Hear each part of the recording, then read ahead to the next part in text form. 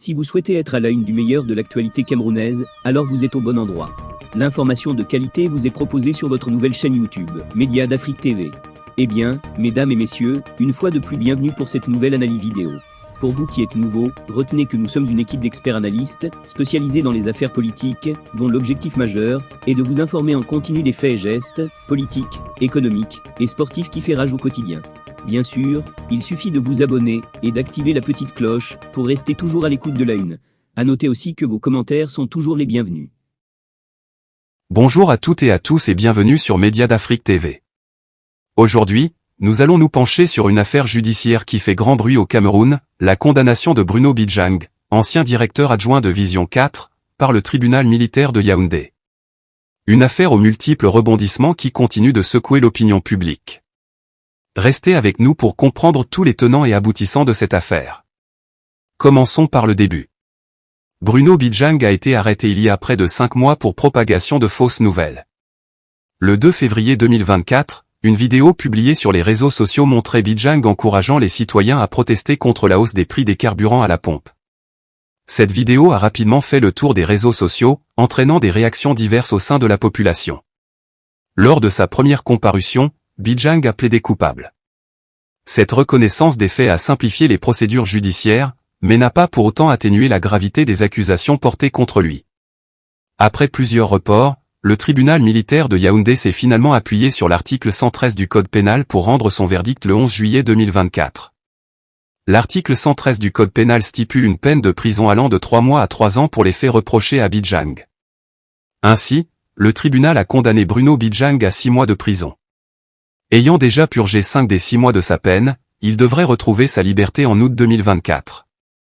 Mais cette libération imminente ne signifie pas la fin des ennuis judiciaires pour Bruno Bijang. Une autre affaire, bien plus grave, l'attend. Il s'agit du meurtre de Martinez Zogo, une figure emblématique de la radio camerounaise. Bruno Bijang est accusé de complicité de torture, d'arrestation et de séquestration dans cette affaire. Bien qu'il comparaisse libre dans ce dossier, le procès a déjà été reporté 5 fois, la dernière fois étant le 8 juillet dernier. Les accusations portées contre Bijang dans cette affaire sont extrêmement graves et pourraient avoir des répercussions majeures non seulement pour lui, mais aussi pour l'ensemble du paysage médiatique et judiciaire camerounais.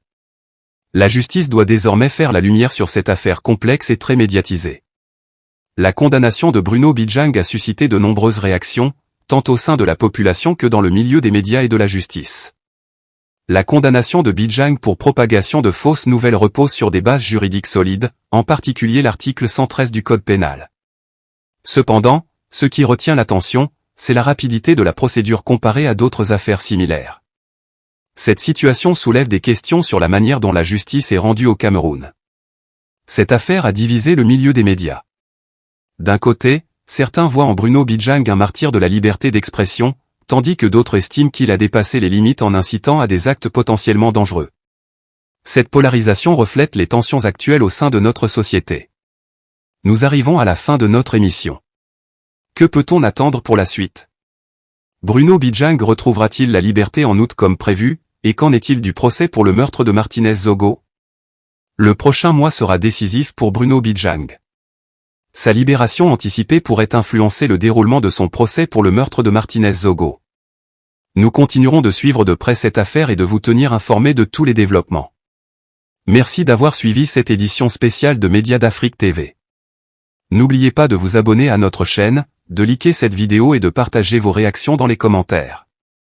À très bientôt pour une nouvelle édition.